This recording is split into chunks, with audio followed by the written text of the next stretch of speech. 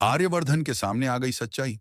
आर्यवर्धन कराएगा रघु को गिरफ्तार, छुड़वा कर लेकर आएगा पुष्पा जी को घर वापस। देखकर खुश हो जाएगी अनु, लेकिन मीरा के उड़ जाएंगे होश। तो आइए बताते हैं आपको कि क्या हो रहा है भाई। सीरियल तुमसे तुम तक में बड़ा ही धमाकेदार ट्विस्ट आ गया है। दोस्तों, आपको बता दें कि अब यहां पर जो अनु है, उसके सामने यहां पर सच्चाई आ गई है। और यहां पर अनु जो है, वह आर्यवर्धन सर से कहकर चली आती है कि मुझे आपकी मदद की कोई भी जरूरत नहीं है। मैं अपनी मम्मी और मैं अपने पापा को जेल से छुड़वा लूंगी। आपको बता दें कि अब यहां पर शर्मा जी को छुड़वाने के लिए आर्यवर्धन जो है, वह कहता है अनुज से, लेकिन अनुज की मदद लेने से मना कर देती है।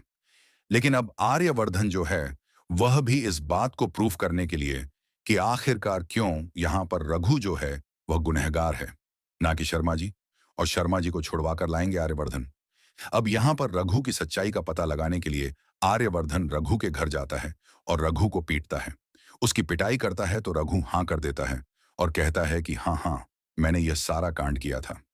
मैंने ही उस गाड़ी में बैठकर आपकी मां का एक्सीडेंट कर दिया था।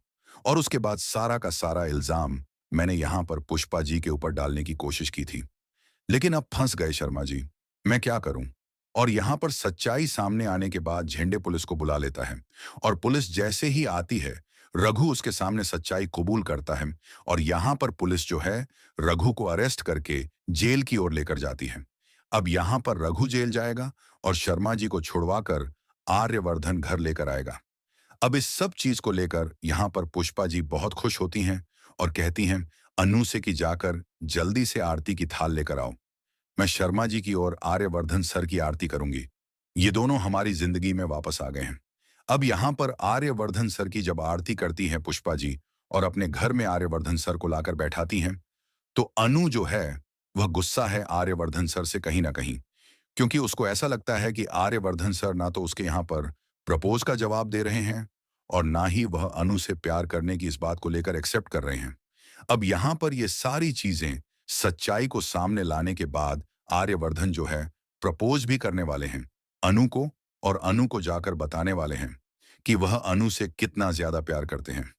और यह सच्चाई जब सामने आएगी कि भाई अनु को प्रपोज कर देंगे आर्यवर्धन सर, तो ये देखकर झेंडे और मीरा के होश उड़ जाएंगे।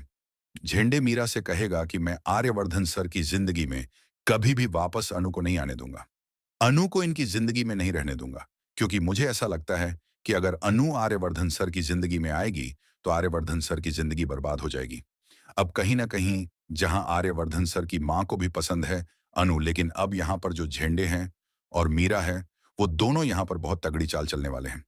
वो दोनों कुछ ऐसा कर देने वाले हैं कि मीरा जो है, वह कहने वाली है झेंडे से कि इन सब की चिंता आप मत कीजिए।